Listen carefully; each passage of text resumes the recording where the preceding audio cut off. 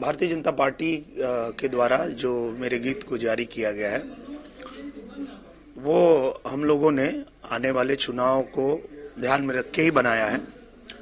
और चूंकि हमारे कार्यकर्ता जब चुनाव में जाते हैं तो मैं कोशिश यही करता हूं कि मैं ऐसे गीत बनाऊं, ऐसे गीत गाऊं कि हमारे कार्यकर्ताओं को वो गीत बस बजाना हो और सारी बातें जनता तक पहुंच जाए।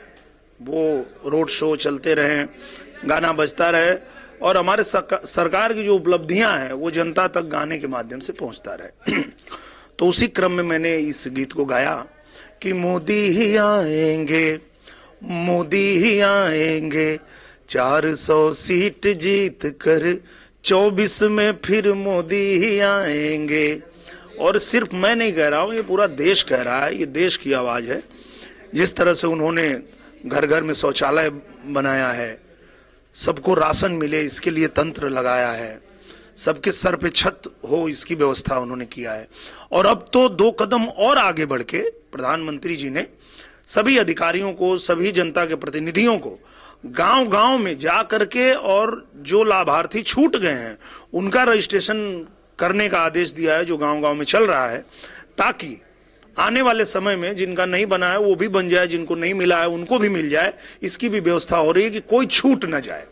तो इस तरह से जब काम हो रहा है तो जनता ही कह रही है, जनता से ही हम लोगों को लाइनें मिलती है। एक दिन हम लोग जनता से ही बात कर रहे थे कि तो हम लोग के सुविधा मिली, चिंता मत करा, कहें कि मोदी जी कहले हुआ कि लाभार्थी को लाभ देने में हम कोई भेद नहीं करेंगे।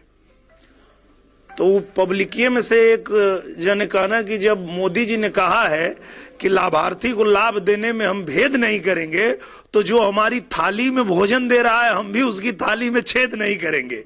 400 सीट से जीत के और फिर नरेंद्र मोदी जी इस देश के प्रधानमंत्री बनेंगे। एक दफा वो गाना गा दीजिएगा, जो राम का नहीं किसी और का नहीं।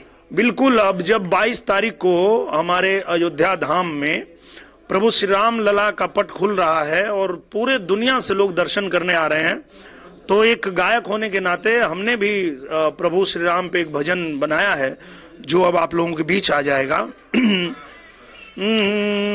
बंद कराओ तो यार सूर अलगे जाता हो कि बंद करा।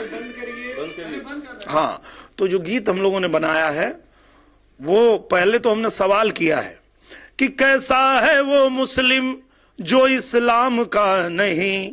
पूरी दुनिया में आप किसी से ये सवाल कर लीजिए कि जो इस्लाम को नहीं मानता है क्या वो मुसलमान हो सकता है?